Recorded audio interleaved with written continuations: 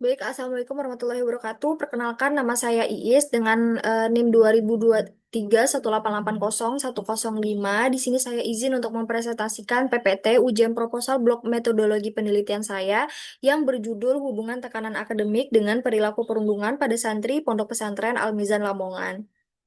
Baik, di sini untuk bab satunya adalah pendahuluan, yaitu latar belakang. Di sini latar belakangnya ada faktor lokasi yang pertama, yaitu interaksi 24 jam di Pondok Pesantren Al-Mizan Lamongan, di mana interaksi 24 jam ini bisa menjadi sumbu interaksi sosial mereka, namun bisa juga menjadi sumbu konflik dikarenakan interaksi 24 jam, maka mereka akan lebih sering berbagi pendapat, lalu berbagi berbagi cerita. Nah, itu akan menjadi sumbu konflik. Nah, untuk latar belakangnya itu latar belakang selanjutnya adalah peran pesantren, yang dimana pesantren ini adalah lembaga pendidikan Islam untuk mengembangkan moral dan karakter. Lalu yang ketiga adalah masalah sosial, di mana pesantren itu secara umum atau secara tradisional dikenal sebagai di mana tempat pengembangan moral dan karakter. Namun pada saat ini banyak sekali berita-berita di luaran sana yang memberitakan bahwa pesantren adalah tempat di mana perilaku perundungan sering terjadi.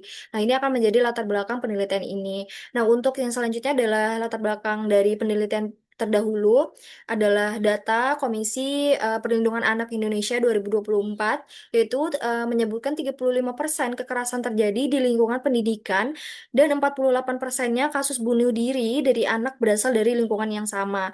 Nah, selanjutnya adalah tekanan akademik sebagai latar belakang penelitian ini, yaitu yang disebabkan oleh tuntutan prestasi, target hafalan, dan jadwal yang padat yang bisa menyebabkan kontrol emosional mereka berkurang.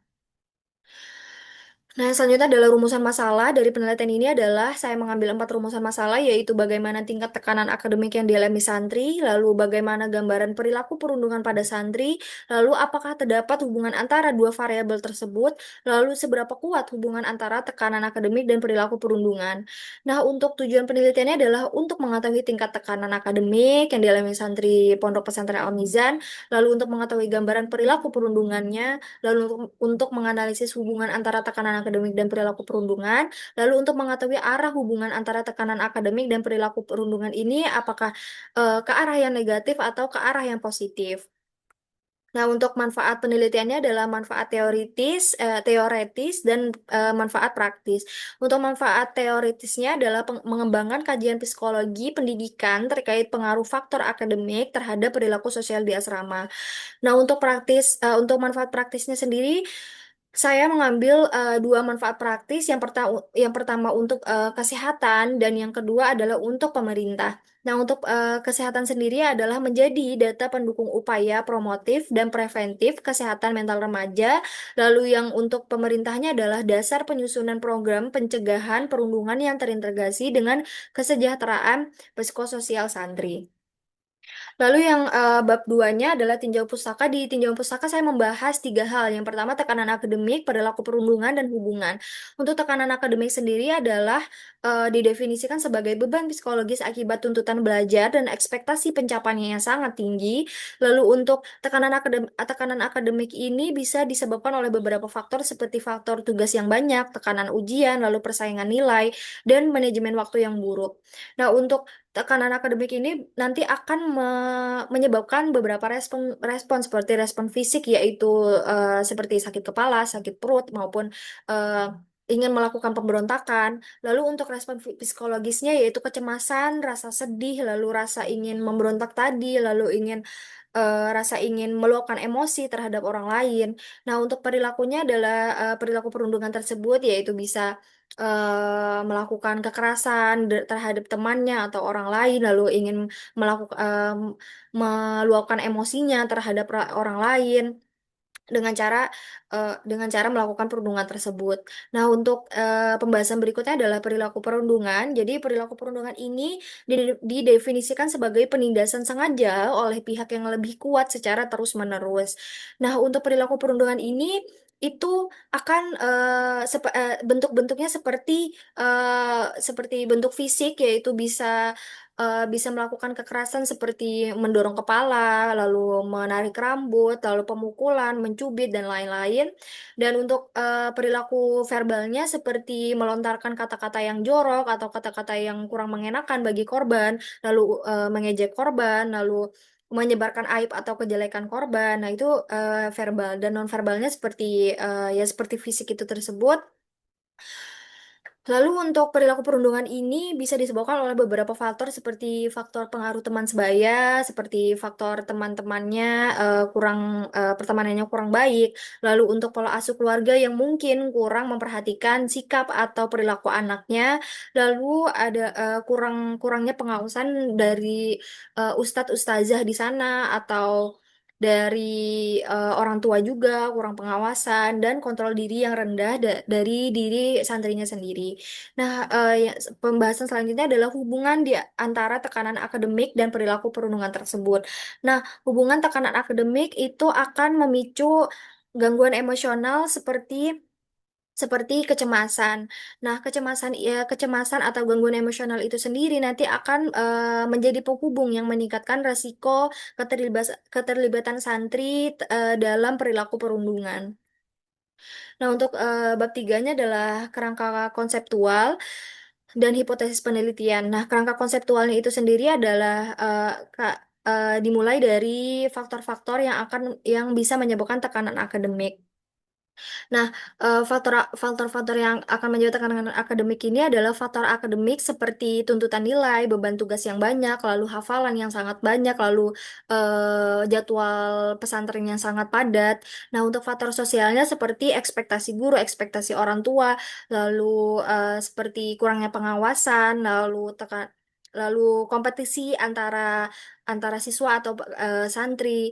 Nah, selanjutnya adalah faktor individu seperti kecemasan diri sendiri, kurangnya kontrol emosi, lalu ketahanan stresnya kurang. Nah, dari faktor-faktor tersebut itu akan menyebabkan tekanan akademik tadi. Nah, tekanan akademik ini nanti akan menyebabkan beberapa respon seperti respon psikologis, yaitu respon stres, kecemasan, lalu sedih, rasa ingin meluapkan emosi, lalu seperti ingin meledak-ledak. Nah, untuk respon fisiologisnya itu sendiri seperti sakit kepala, sakit perut, rasa ingin meluapkan emosi, lalu seperti kurangnya gangguan tidur.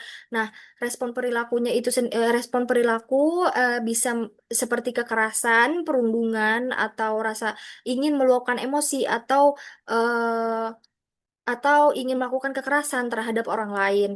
Nah, respon-respon fisiologis, perilaku, dan psikologis ini adalah ciri-ciri di mana perilaku perundungan ini akan terjadi. Nah, dari perilaku perundungan ini nanti bisa dipengaruhi oleh beberapa faktor yang bisa mempengaruhi tekanan akademik dan perilaku perundungannya, seperti lingkungan pesantren yang mungkin budaya budaya senioritas di sana masih banyak terjadi, lalu lingkungan pesantrennya mungkin kurangnya pengawasan dari guru-guru atau ustadz-ustazah di sana. Nah, untuk teman sebaya mungkin santri tersebut atau pelaku tersebut mungkin mungkin berteman dengan dengan teman yang juga berperilaku buruk dan sering melakukan perundungan. Nah, itu akan menyebabkan mempengaruhi tekanan akademik dan perilaku perundungan. Nah, selanjutnya hipotesis penelitiannya, hipotesis nolnya tidak terdapat hubungan antara tekanan akademik dengan perilaku perundungan pada santri pondok pesantren Al-Mizan Lamongan. Nah, untuk hipotesis alternatifnya yaitu terdapat hubungan antara tekanan akademik dengan perilaku perundungan pada santri pondok pesantren Al-Mizan Lamongan.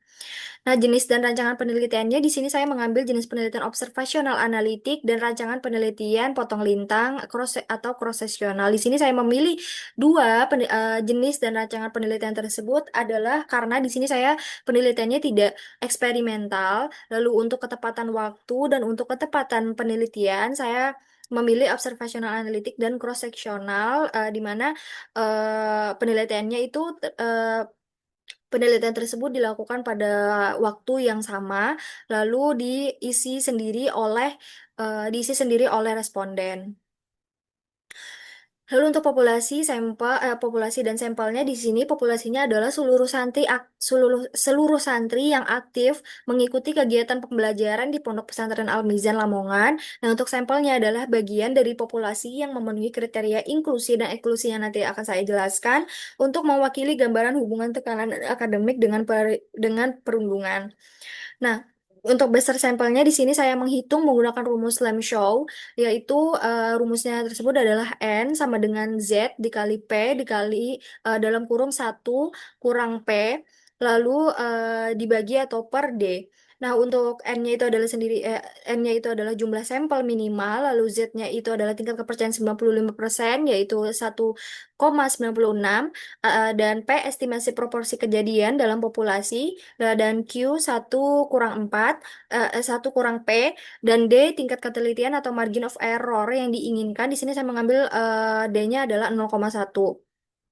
Nah, untuk hasil perhitungan dari rumus tersebut ditemukan 96, yaitu 96 responden. Namun untuk berjaga-jaga untuk ketepatan penelitian atau nanti mungkin ada kendala di penelitian tersebut, saya menambahkan 10% dari hitungan tadi, yang dimana setelah dihitung ada total 106 responden yang nanti saya akan ambil.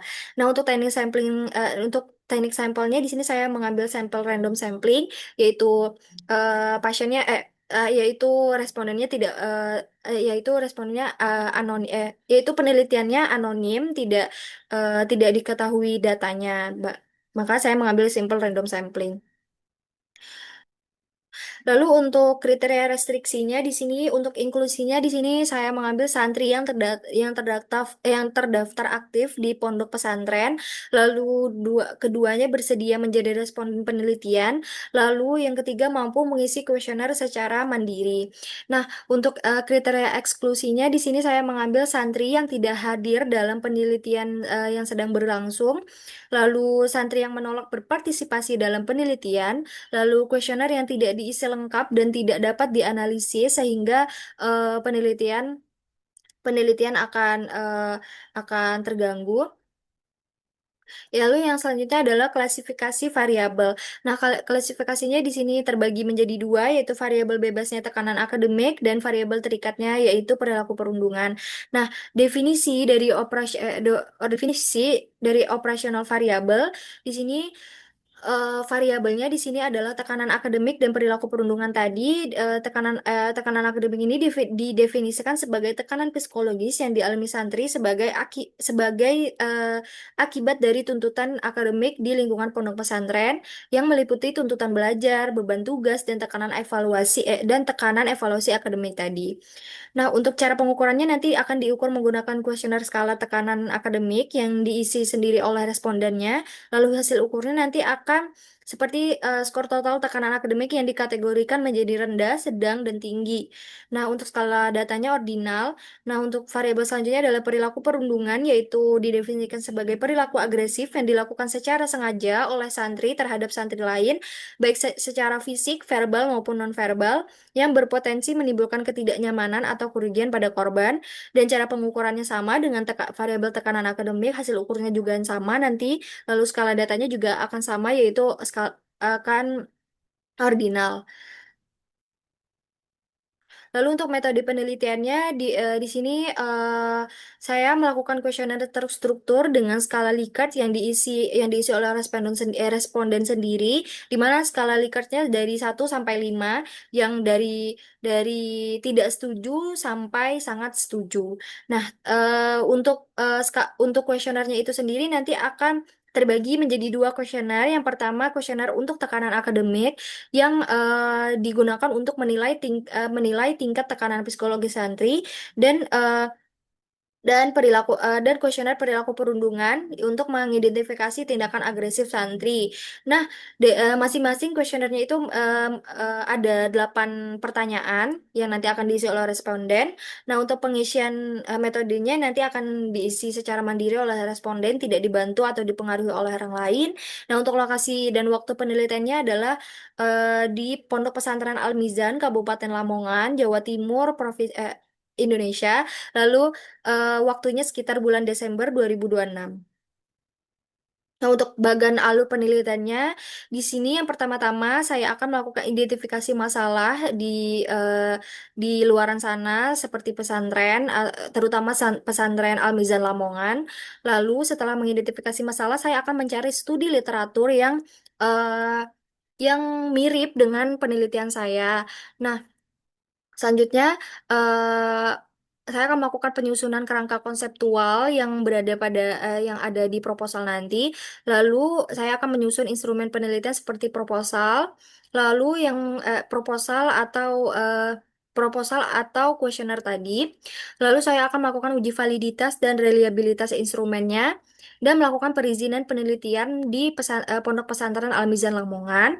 Lalu saya akan melakukan penentuan populasi dan sampelnya. Setelah melakukan penentuan, saya akan melakukan teknik pengambilan sampel seperti simple random sampling. Nah, setelah saya menentukan teknik si pengambilan sampelnya, saya akan menuju lokasi dan memulai mengambil pengambilan data yang akan dimulai menggunakan inform consent terlebih dahulu dengan responden. Tujuannya untuk